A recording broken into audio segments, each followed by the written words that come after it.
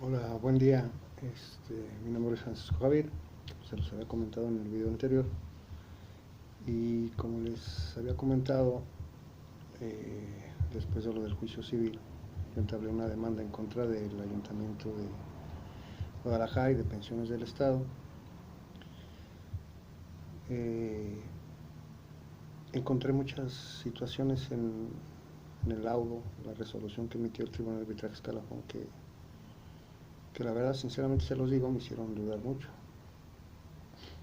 Antes de comentarle lo de el laudo, permítame hacer un pequeño contexto de lo que marcan las leyes. ¿Por qué hago o señalo lo de las leyes? Porque yo creo que debemos de tener conocimiento de lo que establecen en ellas. Yo comentando con un licenciado la situación del juicio civil y de otro juicio que tuve por ahí, que le decía por qué no aplican la ley como está escrita, y él me comentaba, es que muchos jueces la interpretan. Yo lo que le comenté a él fue, a ver, ¿cómo se puede interpretar algo que está escrito? Algo que señala, algo que establece una norma, un reglamento, una ley. Entonces empecé a analizar este tipo de situaciones y llegué a la conclusión y dije, a ver, ¿qué es lo que señala la ley de servidores públicos en materia de riesgos de trabajo? La ley de los servidores públicos, que es esta, señala en el artículo 66 que nada más se refiere a, que es el único artículo que se refiere a los riesgos de trabajo, señala lo siguiente: los riesgos de trabajo y enfermedades profesionales que sufran los servidores públicos se regirán por las disposiciones de la Ley Federal del Trabajo, pero las incapacidades que con este motivo se autoricen serán con goce de sueldo íntegro. O sea, esta ley establece que los accidentes de trabajo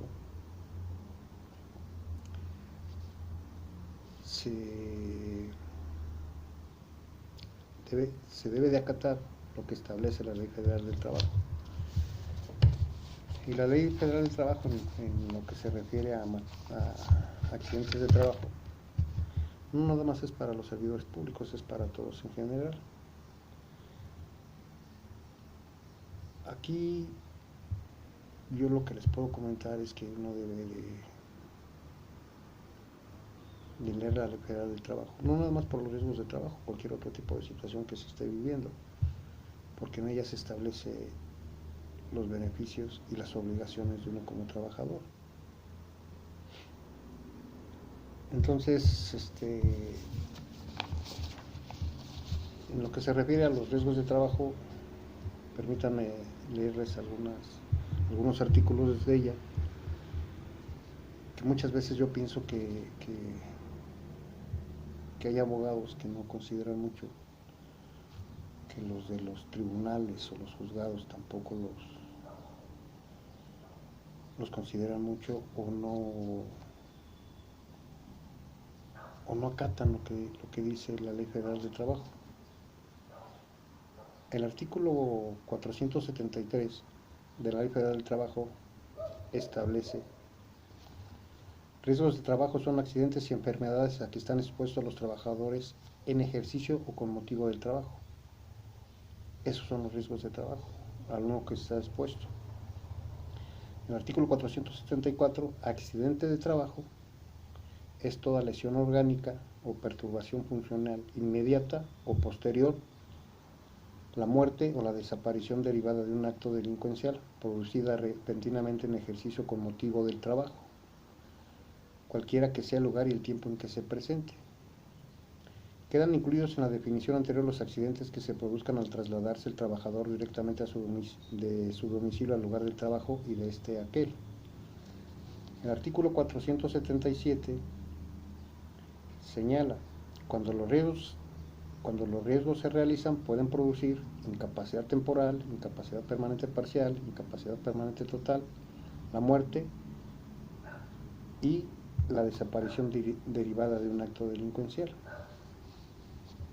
El artículo 479, incapacidad permanente parcial, es la disminución de las facultades o aptitudes de una persona para trabajar. El artículo 480, incapacidad permanente total, es la pérdida de facultades o aptitudes de una persona que la imposibilita para desempeñar cualquier trabajo por el resto de su vida. Artículo 481, la existencia de estados anteriores, tales como idiosincrasias, taras, discrasias, intoxicaciones o enfermedades crónicas, no es causa para disminuir el grado de la incapacidad ni las prestaciones que corresponden al trabajador. El artículo 482, las consecuencias posteriores de los riesgos de trabajo se tomarán en consideración para determinar el grado de incapacidad.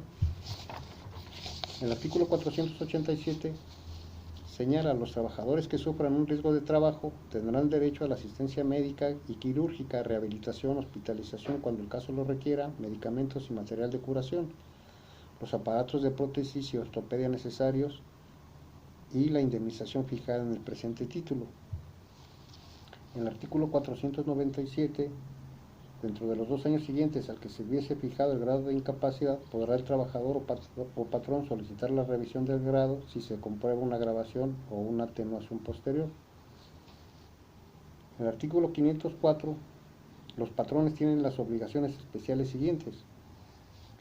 En la fracción 6 dice: dar aviso escrito por medios electrónicos a la Secretaría de Trabajo y Previsión Social, al Inspector de Trabajo y al Tribunal dentro de las 72 horas siguientes de los accidentes que ocurran, proporcionando los siguientes datos: nombre y domicilio de la empresa, nombre y domicilio del trabajador, así como su puesto, categoría y el monto de su salario, lugar y hora del accidente, con expresión su cita de los hechos, nombre y domicilio de las personas que presenciaron el accidente y lugar en que se presta o haya prestado atención médica al accidentado.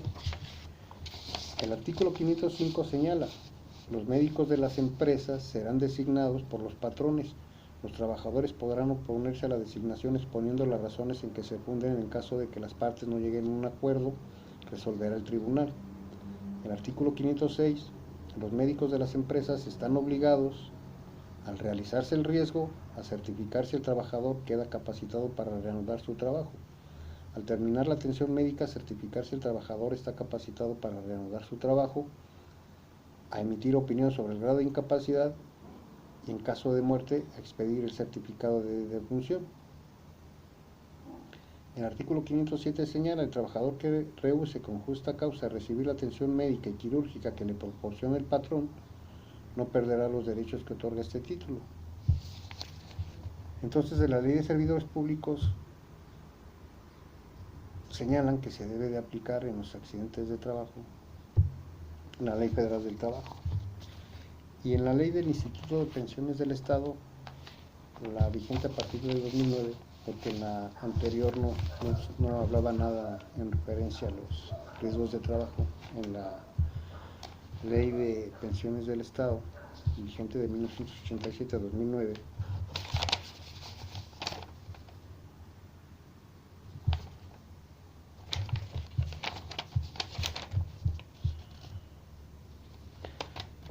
señala: sección cuarta de la pensión por invalidez, que es lo que yo les comentaba.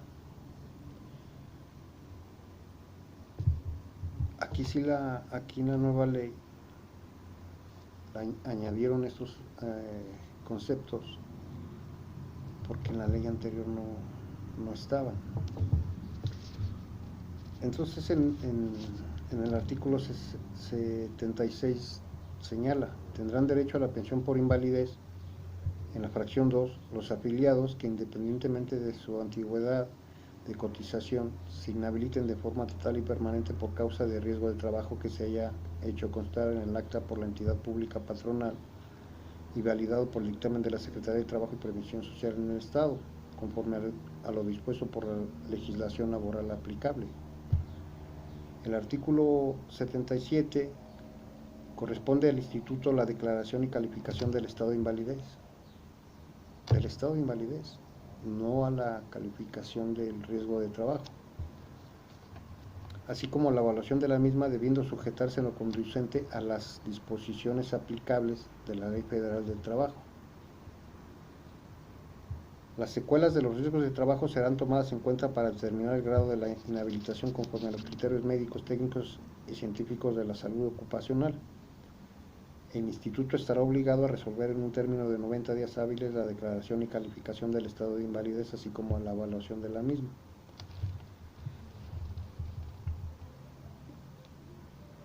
En el artículo 78 señala, en su fracción 2, en los casos de invalidez total y permanente, debidamente dictaminada, derivada de riesgos de trabajo, no se tomará en cuenta la antigüedad de cotización y la pensión se cuantificará al 100% del sueldo tabular, independientemente de las obligaciones laborales que correspondan a la entidad pública patronal.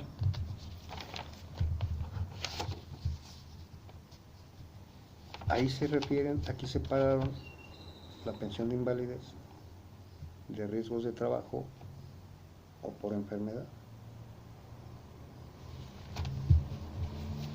Entonces en el laudo que emite el Tribunal de Arbitraje Escalafón al leerlo, yo noté que había muchas cosas que no concordaban. Este es el laudo que se emitió el 9 de diciembre del año 2019.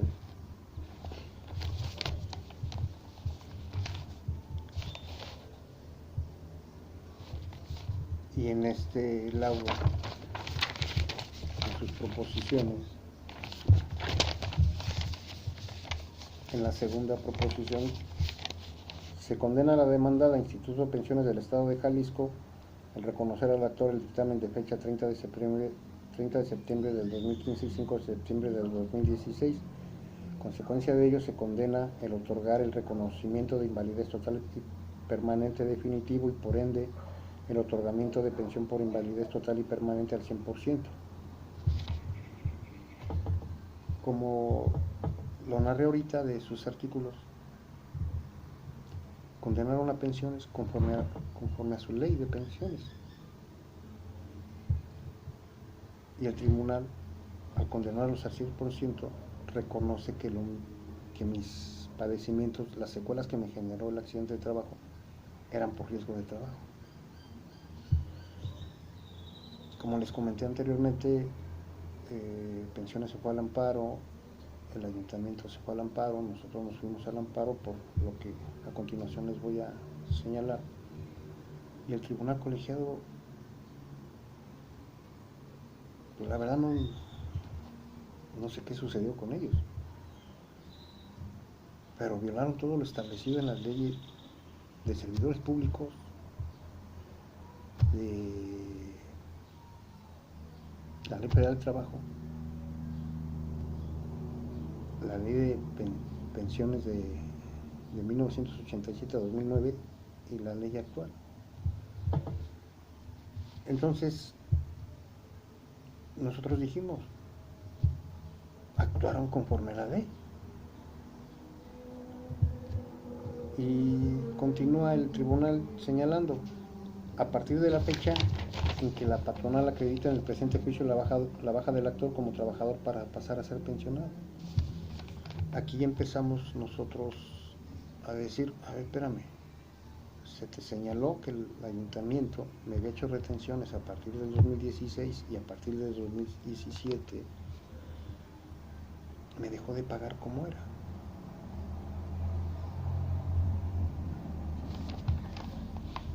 Sobre ese punto no resolvieron. Y lo dice en lo que se refiere en el laudo al Ayuntamiento de Guadalajara. En la tercera proposición, el Tribunal de Arbitraje Escalafón estableció: se absuelve la demandada de otorgar la liberación del crédito hipotecario y del reconocimiento del fondo de garantía. Aquí dijimos, ¿sabes qué? Ya hay mano chueca. ¿Por qué? porque el Instituto de Pensiones del Estado interpuso 2 incidentes de competencia ante el Tribunal de Arbitraje Escalafón. El primero fue el 31 de agosto del año 2017,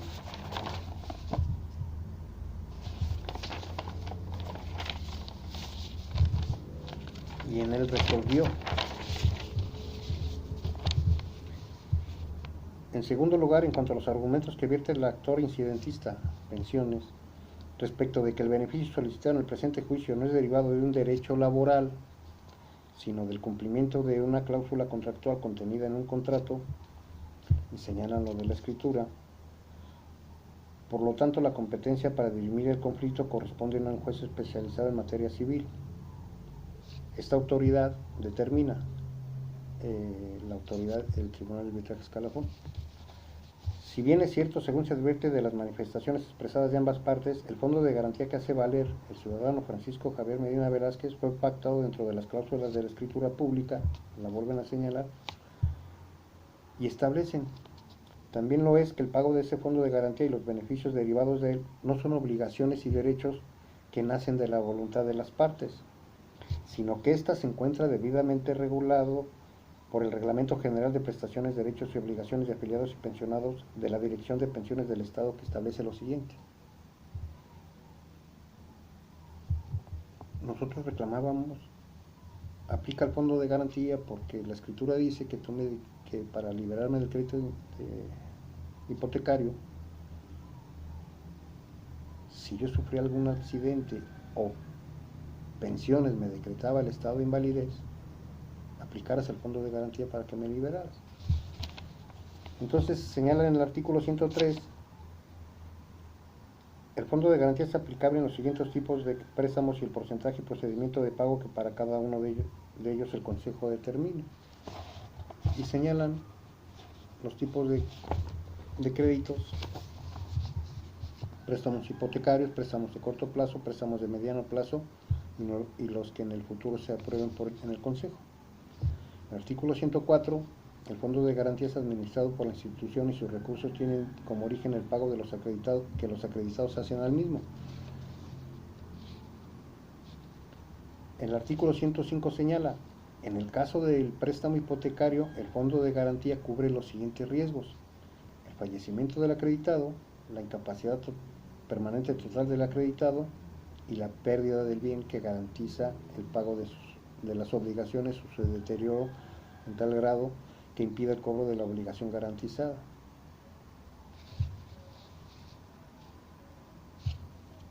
Asimismo, dicha obligación o derecho fue integrado a la actual ley del Instituto de Pensiones del Estado de Jalisco, que estipula, artículo 27, las prestaciones y servicios que otorga el régimen de las entidades centralizadas, salvo pacto en contrario con la entidad pública patronal, son pensiones por jubilación, por edad avanzada, por invalidez y por viudez, préstamos a corto plazo para la adquisición de bienes de consumo duradero, hipotecarios y otros. El capítulo 8 del Fondo de Garantía, en la nueva ley, el artículo 127, el Fondo de Garantía se constituye para absorber todos aquellos créditos de afiliados pensionados que, habiéndose agotado los procedimientos legales tendientes a su cobro, sean considerados por el Instituto como incobrables. La aplicación del Fondo de Garantía será procedente después de un año de haberse dictaminado como incobrable el crédito. Se cubrirán con cargo a dicho fondo los adeudos de los acreditados que dentro del periodo de vigencia del crédito fallezcan o queden inhabilitados física o mentalmente en forma total y permanente. El fondo de garantía es aplicable a los siguientes tipos de crédito: créditos de corto plazo, créditos de mediano plazo, créditos hipotecarios, créditos de liquidez a mediano plazo y aquellos que sean autorizados. El artículo 128, el fondo de garantía es administrado por el instituto y sus recursos tienen como origen el pago de primas que los acreditados hacen al mismo conforme a las bases y porcentajes que determina el Consejo Directivo. Las primas del fondo de garantía no son materia de devolución a la conclusión del crédito, permanecerán en el patrimonio institucional para su afectación a la cobertura de riesgos. Artículo 129.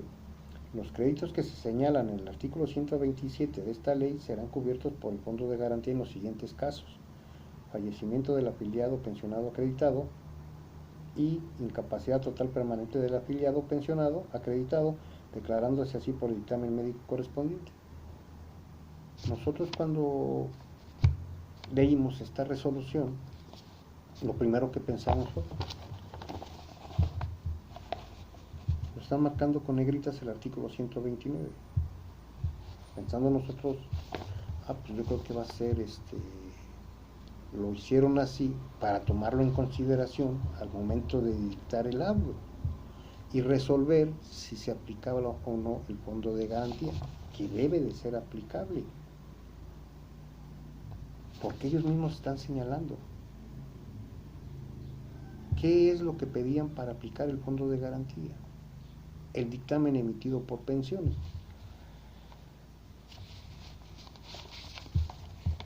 Y después señala el tribunal: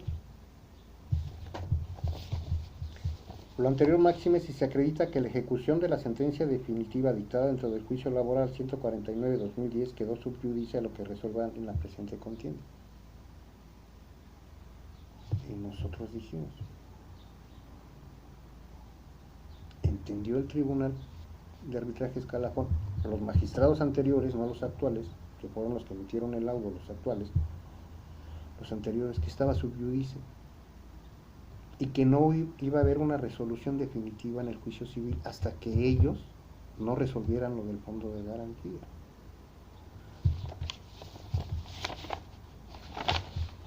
Esa resolución fue del 31 de agosto de 2017. Pensiones, con todas las cosas que hace, todas las trampas, volvió a interponer otro incidente de competencia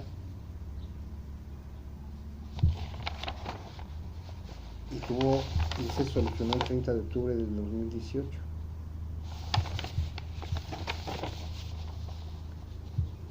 Entonces el tribunal de arbitraje escalafón le señala pensiones. Ahora también pretende el accionante la cancelación y liberación del crédito hipotecario que signó con el Instituto de Pensiones del Estado de Jalisco, ya que pretende hacer efectivo a dicho crédito le fuera aplicado el fondo de garantía en su calidad de pensionado por invalidez. Por lo que si el Instituto de Pensiones del Estado de Jalisco pretende que este tribunal se declare incompetente, ya que dice que el fondo de garantía fue pactado en un documento de naturaleza civil, se establece que si bien el fondo de garantía que hace valer el ciudadano Francisco Javier Medina Velázquez fue pactado dentro de las cláusulas de la escritura, también lo es que el pago de ese fondo de garantía y los beneficios derivados de él no son obligaciones y derechos que nacen de la voluntad de las partes, sino que esto se encuentra debidamente regulado por el Reglamento General de Prestaciones, Derechos y Obligaciones de Afiliados y Pensionados de la Dirección de Pensiones del Estado, que establece lo siguiente. Y vuelven a señalar los artículos, los mismos.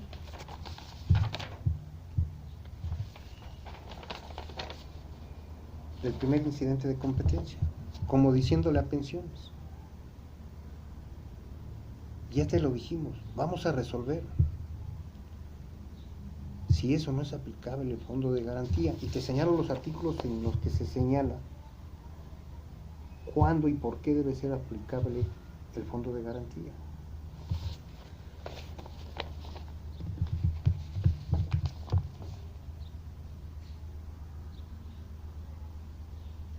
Entonces nosotros muchas veces nos preguntamos, ¿qué pasó?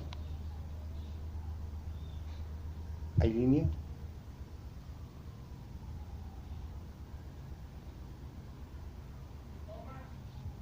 ¿A quién están protegiendo? Con lo que me pasó en el expediente 193, que lo archivaron sin ningún motivo, sin ninguna causa, porque ese juicio debió de continuar en contra de pensiones por las reclamaciones que se hacían. Y yo no hablo en general de todos los secretarios, los auxiliares, los actuarios, no. Yo hablo de ciertos secretarios, secretarias, sus auxiliares. Por eso considero yo que el tribunal debe de ser independiente. Pero si el gobernador nombra a un magistrado y la Federación de Sindicatos nombran a otro y ellos dos nombran un tercero,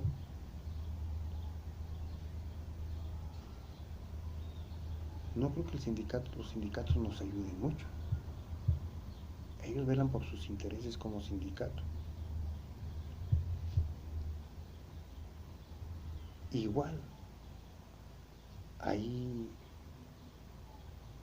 sindicatos que tienen secretarios que hacen lo posible porque no se violen los derechos de los trabajadores. Entonces no se me hace justo lo que hace ni el tribunal ni pensiones del Estado.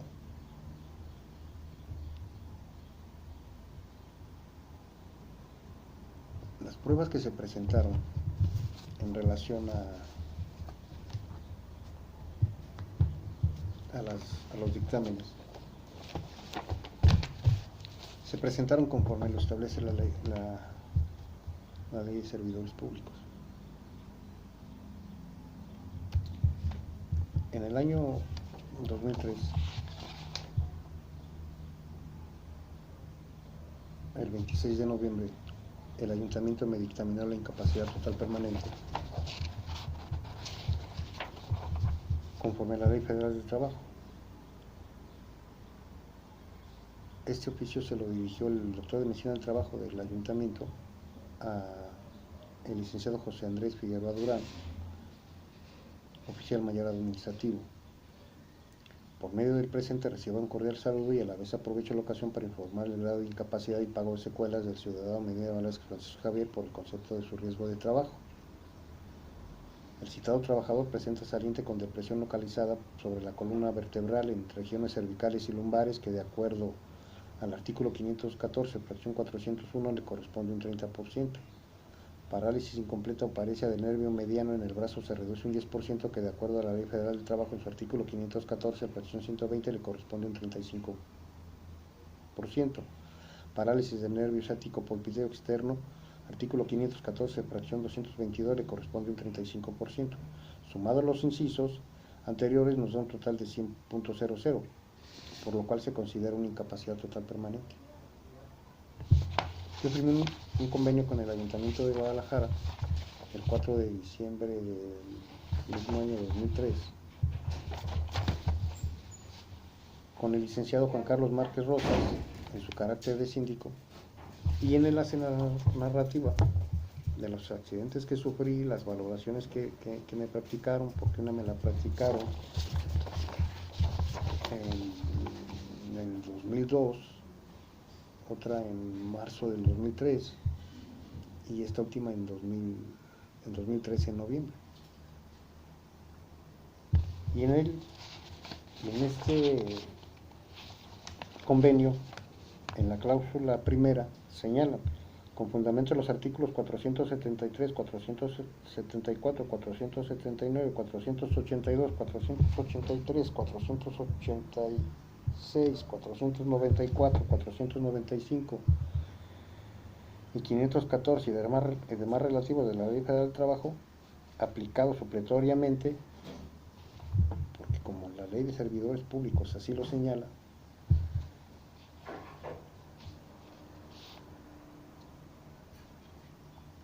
y de acuerdo al dictamen emitido por el doctor Jaime Gustavo Villaseñor Vázquez, médico del trabajo de la Dirección de Servicios Médicos Municipales, en el calificado como un riesgo de trabajo con los diversos dictámenes de fecha 11 de enero del año 2002, 27 de marzo del 2003 y 26 de noviembre del año 2003, el municipio acuerda pagarle como indemnización por riesgo de trabajo al empleado Francisco Javier Medina Velázquez lo que resulte del 20%. ¿Por qué? Porque primero en la primera valoración me habían decretado el 20% de incapacidad parcial permanente, después me dictaminaron otra vez y el dictamen lo emitieron con un 60%, y al final en noviembre del 2003 dicen, ¿sabes qué? ¿Desde cuándo estaba en incapacidad total permanente? No lo sé, yo seguía trabajando. Y conforme seguía trabajando me fui dañando más por las secuelas del accidente de trabajo. Eso no es válido. Pero en fin, Dios es justo, Dios es justo.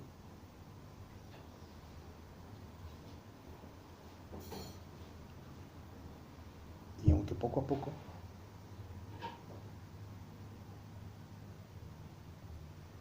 el Ayuntamiento de Guadalajara comprendió que mi daño era irreversible, que iba a seguir avanzando y que yo seguía trabajando.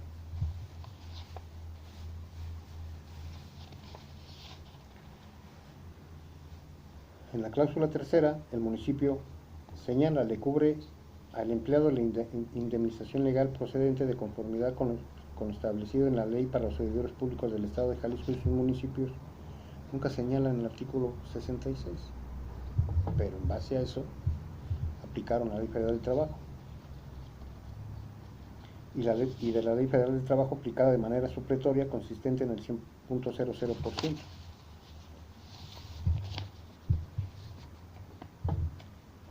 Como nosotros no teníamos derecho a la calificación por riesgos de trabajo en el Seguro Social,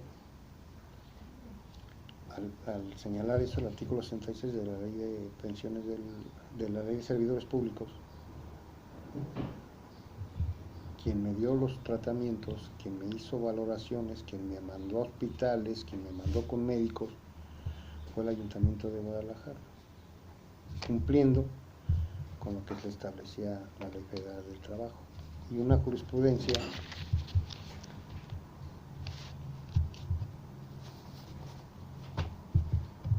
que señala esa jurisprudencia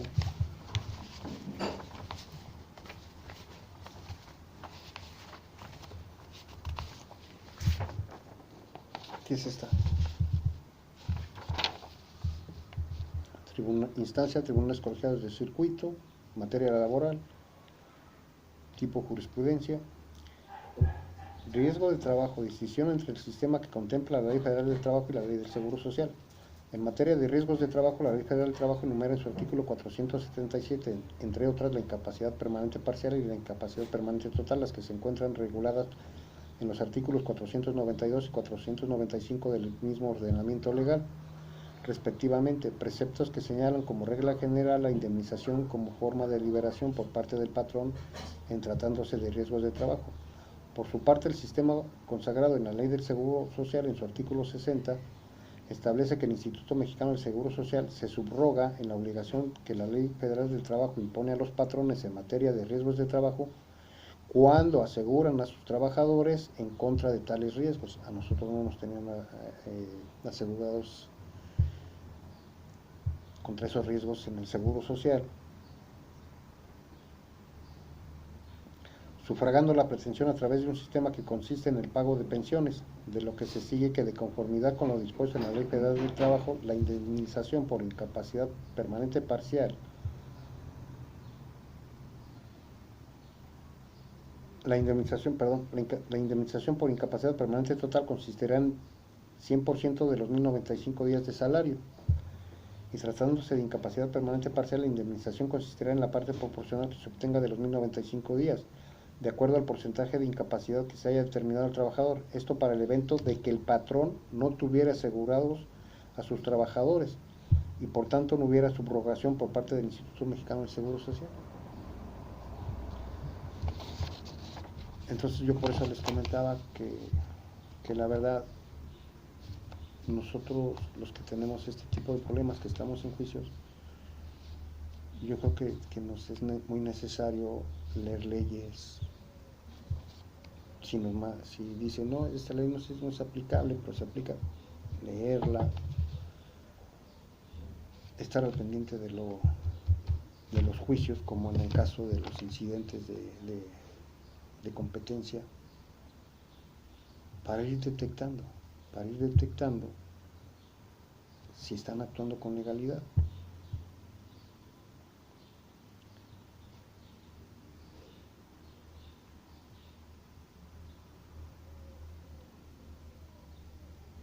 Entonces, hasta aquí voy a hacer ahorita inmediatamente hago el otro para referirme a lo que hizo el tribunal en relación con